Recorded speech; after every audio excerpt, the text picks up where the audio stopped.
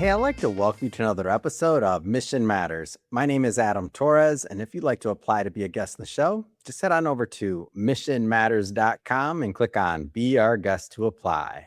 All right, so today is a very special episode. We have John Reighard on the line. He's founder and CEO over at Momentum Now. And let me tell you, I've been waiting for this episode for a while. John and I have had multiple conversations in the past talking about faith, business, how they relate. He's also big in the investing side of things, and we'll get into that in a moment.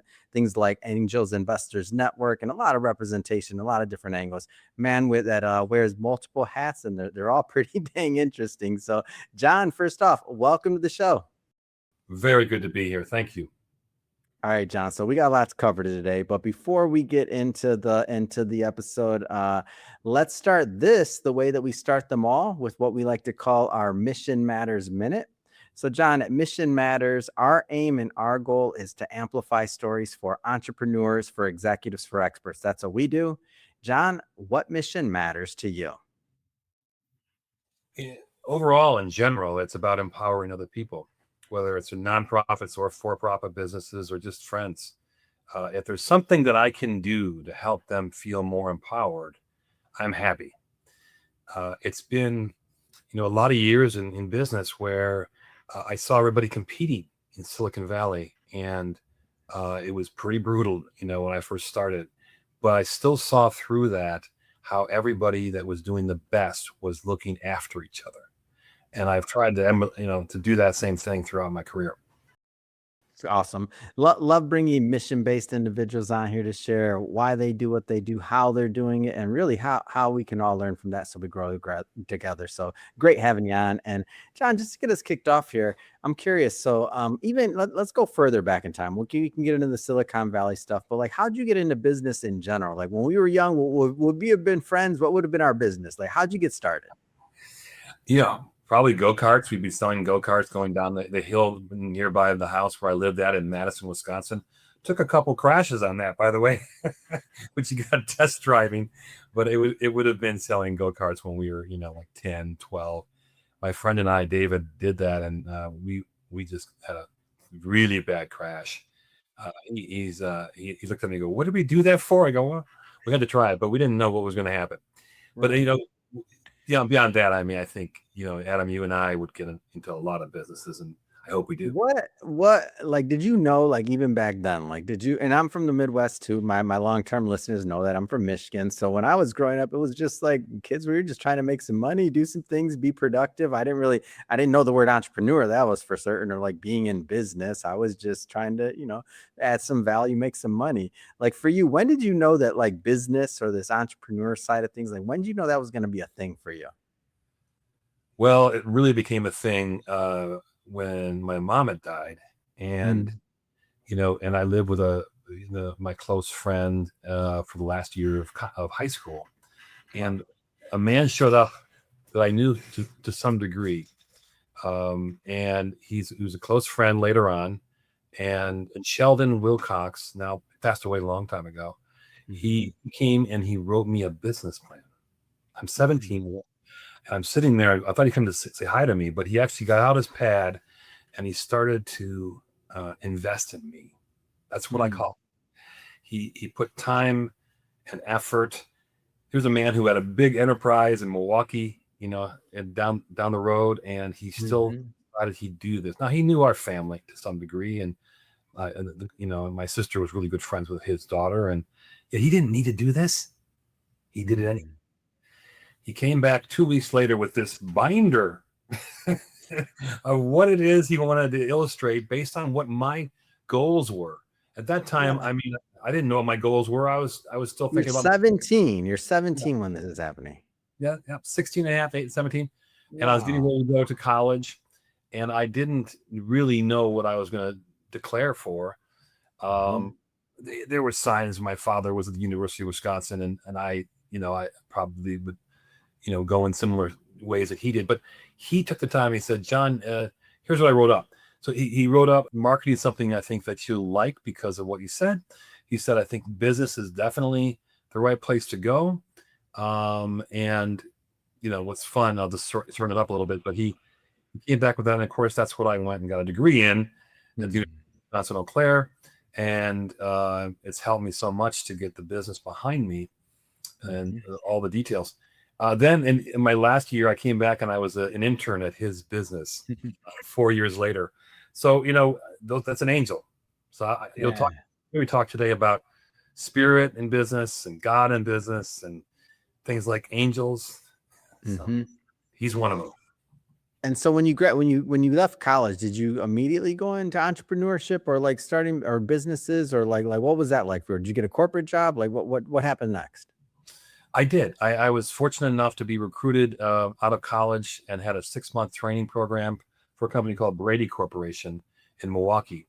It was the one I wanted. They're high quality. They did markers and on the sign, out there on the road, but another division did things for like PC boards. And I was very happy with that because of the training program. Then they decided they're going to, either send us, the three of us, in one of 3 directions. And there were 3 cities, and one of them was San Francisco. And the reason I got that one is because I love to ski. They said, John, because you like to ski, you're going to go to the Silicon Valley. I said, okay. Who knew? Wow. Who knew that I'd become an award-winning manager there because of the fact that it's a massively growing place? Roughly what year was this? Just roughly. 1986. Wow. So describe the valley when you got there, because this is a good milestone for the youngins listening. Describe what it was like there versus, and you don't have to go into now, but there, like when you got there. No problem. Yeah, I remember coming there and I'm getting to know everybody. And quite a few people, I'd say 3 out of 5 people would tell me, well, John, everything's going to China now. Everything's being moved over there. You may not have a job here very long. I said, all right, seems pretty busy. Everybody's moving around here. Seems pretty good. Yeah, but they were all very concerned about it. If you think about it, look back in the news back in the mid 80s, it was that whole thing of everybody was outsourcing to China. And yet the one thing we have here, John, is that Palo Alto is the center of the growth. It's always going to be venture capital center. And I said, okay, well, maybe I should become a venture capitalist. But the bottom line is I had a great career. And there was plenty of business for me to do over the years and into the 90s. And I can say more about those particular experiences. But I was blessed.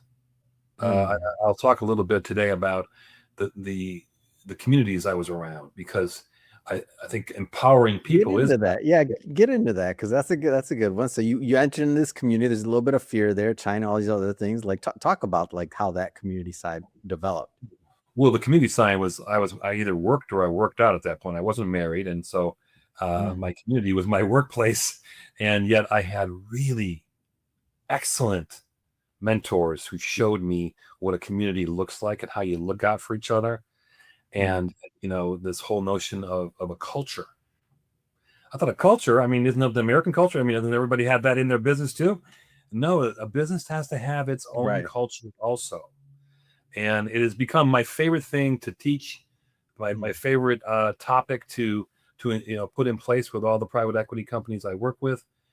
It's mandatory when I invest in people in their businesses, because I know what it felt like to be in that community. So, every Monday morning at Octel Communications during the late 80s and 90s, I would come over and I would watch. I'd sit there every single Monday morning to listen to them go over the 22 core values at Octel Communications.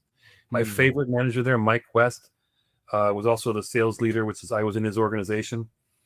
He was great at this sort of thing.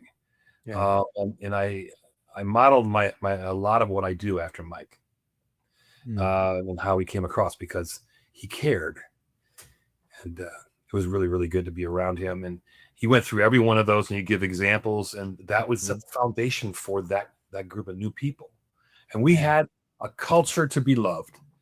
And from there, I just kept going. And fortunately, I chose other good cultures. But Lucent Technologies bought Octel at one point, and that was 31,000 people versus 4. And I went, this culture may be great, but it's too big for me. I want to be a part of something here. And so that was a change for me. I didn't get to know Lucent, If y'all look up, it's a big company back then. ATT and Lucid split up, Mhm. so and then I went to Exodus Communications, which is really where I had the most opportunity to be a part of a public company as it grew. Mhm. And I was right there before it went public, and we had a similar great mission, Mhm. a similar great culture. So, and because of that, we had. I'll just say the statistic because it's still true: Mhm. 38 quarter by quarter growth, 38 quarters in a row, and it's still a record on Nasdaq for Exodus Communications. And I have to say, it was because of our culture again. See, Mhm. growth doesn't happen, everybody, from just, oh, I'm gonna put these core values up on the wall, and you know, and I'm gonna once in a while I'll talk about it. It has to be talked about all the time. All the managers all Mhm. have to embody it. And we did. And so, you know, that's why we did so well. And it Mm. just blew up the whole data center world. There weren't data centers that were co-locating people into their data centers. Yeah. But, it just wasn't around. So we had to reinvent the way people did things. .com. Anybody remember the .com world? Oh So yeah. anyway, give me a few experiences there. Is that what you wanted? When did you decide? I'm curious. So you're working your way up through corporate. You're in Silicon Valley. At what point did you start? Like, what was that first experience when you kind of went out on your own, like, or took that leap? When did that happen? I'm curious. Well, it happened after Exodus faltered, because of the .coms. Mhm. Before it happened, I was already out of there and had the fortune of having stock and Mhm. really good opportunity. I was just getting married, and then our baby came in.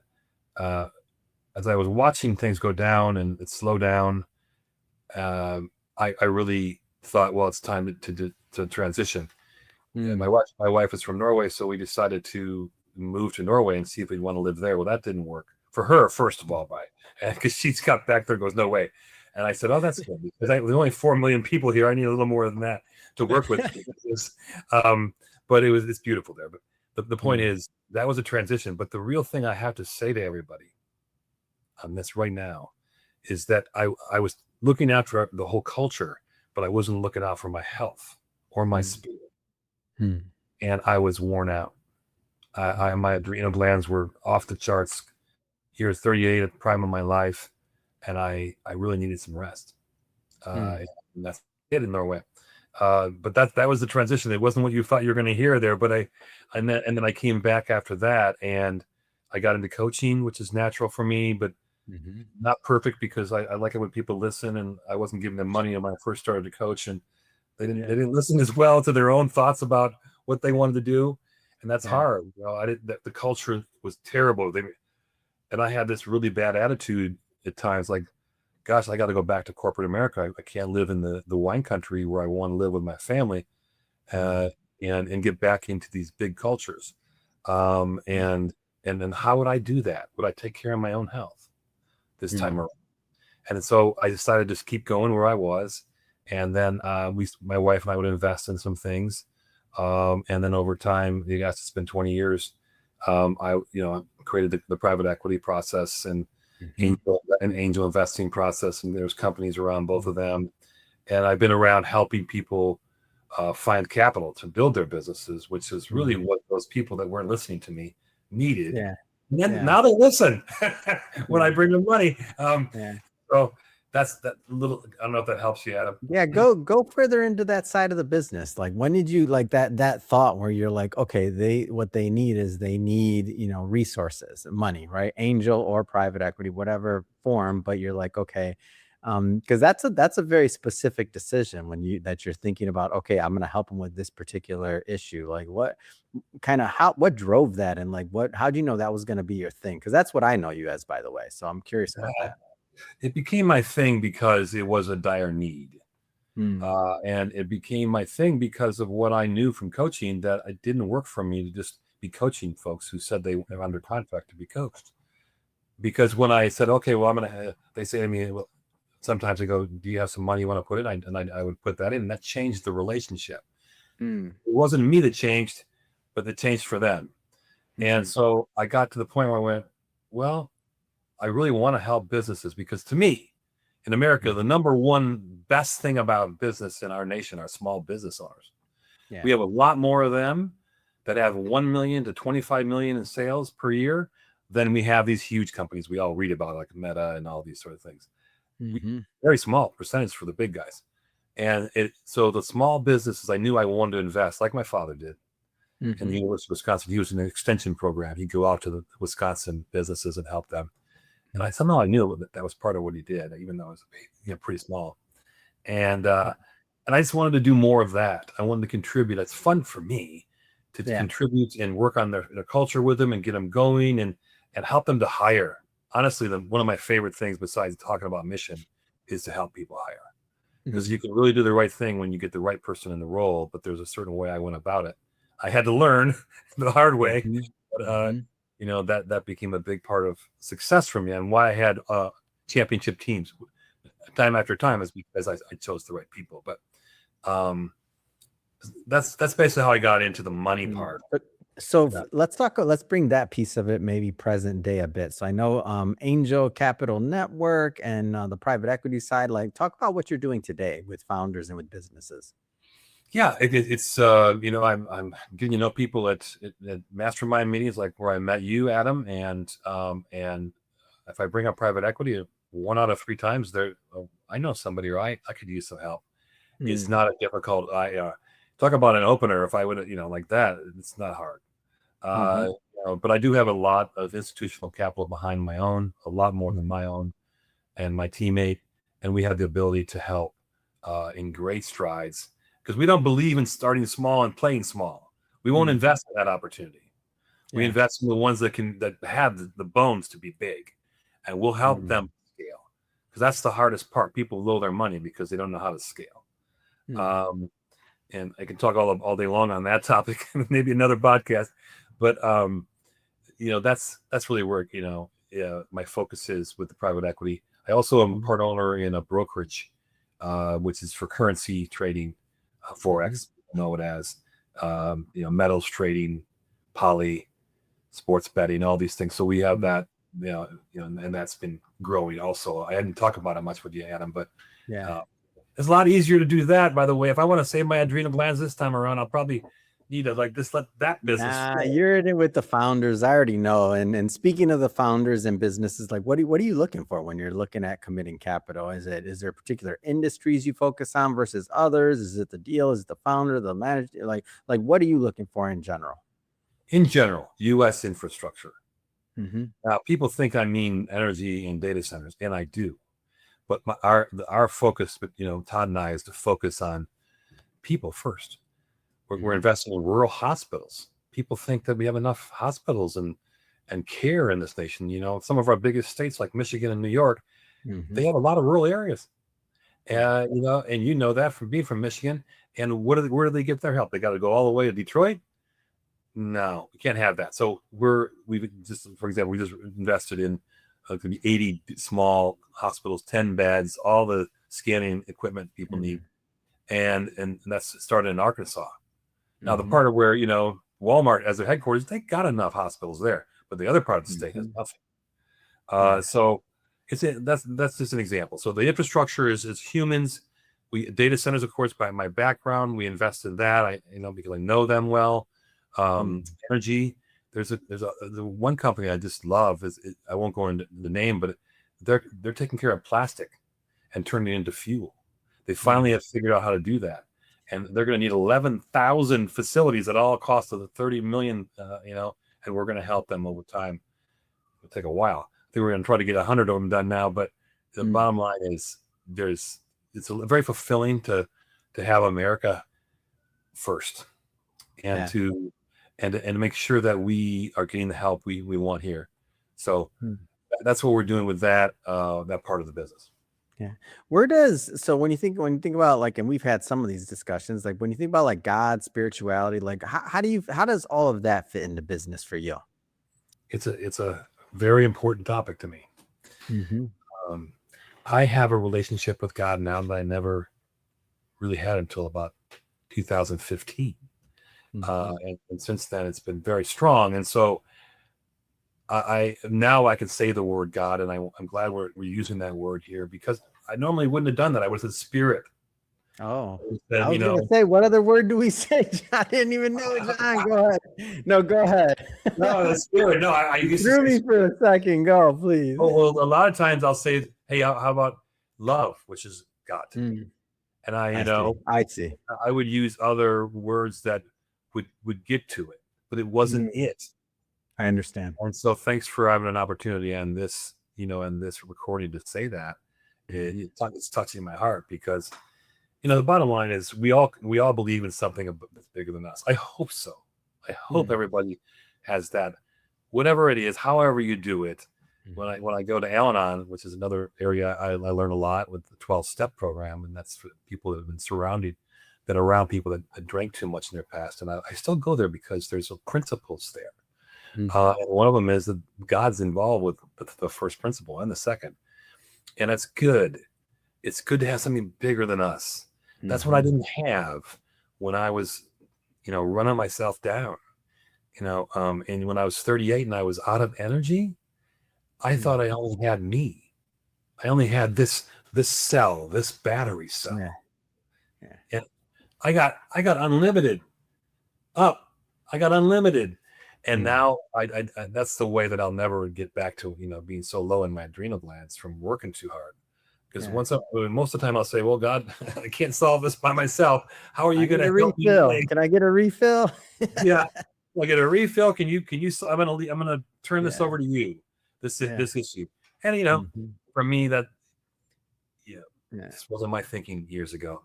And the philanthropy part of this, I know we talked a bunch about business so far, but the philanthropy part of it, like that's also part of what makes you, in my opinion, successful, right? It is. I mean, it's my favorite day of the week. I go over most Fridays to be, the Reverend Gospel Mission here in Sonoma County, and there I'm looking into other things with people I've met in your mastermind, Adam, that we're going to be getting involved with cancer, which is near and dear to my heart. Well, my mom died of that when she was 58. Come on. Wow. Yeah. And so I go to Reverend Gospel Missions, which is for the homeless in Sonoma County and beyond, a little further. And I have the opportunity to help the executives who run the 92-person organization. There's about 12 of them. And I get a chance to coach them. I also go to the soup kitchen on Thanksgiving when we give 5,000 meals out. And tell you what, that's a good feeling. We got to get back. We got to be willing to help others. And it just, for me, it's so fulfilling. I really mean that when I say, when I go there on Fridays, I get more. They say, thanks for helping me, John. I go, no, thank you. You just helped me. Because I had a chance to give. So, that's the philanthropy, along with, the cancer that I'm going to be working on with one of my teammates in a Mission Matters, actually. And I'll keep looking for that. I'm just a little too busy to do it full time right now, but I see myself doing that full time in 10 years for sure. So amazing. John, this has been great having you on today. You did not disappoint. I love whenever we can talk about, building connections, like your Silicon Valley, to talk about in the 80s, early 80s. Like that's a timestamp in history. I love this. That's called gray hair there, Adam. No, that's fun. I got to ask, what's next? What's next for you? What's next for all your endeavors? You got a lot going on. What's next? Give back anywhere I can. Every day. That's it. Amazing. How do people follow up? How do they connect? And how do they keep the conversation going?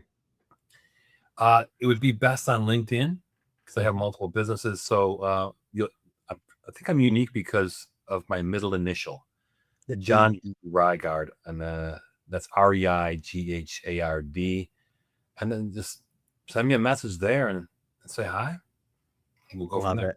And for everybody watching, just so you know, we'll definitely put some links in the show notes so that you can click on the links and head right on over and connect with John. And speaking of the audience, if this is your first time with Mission Matters and you haven't done it yet, hit that subscribe or follow button. This is a daily show. Each and every day, we're bringing you new content, new ideas, and hopefully new inspiration to help you along the way in your journey as well. So hit that subscribe or follow button. And John, man, been an absolute pleasure. Thanks again for coming on. Thank you, Adam.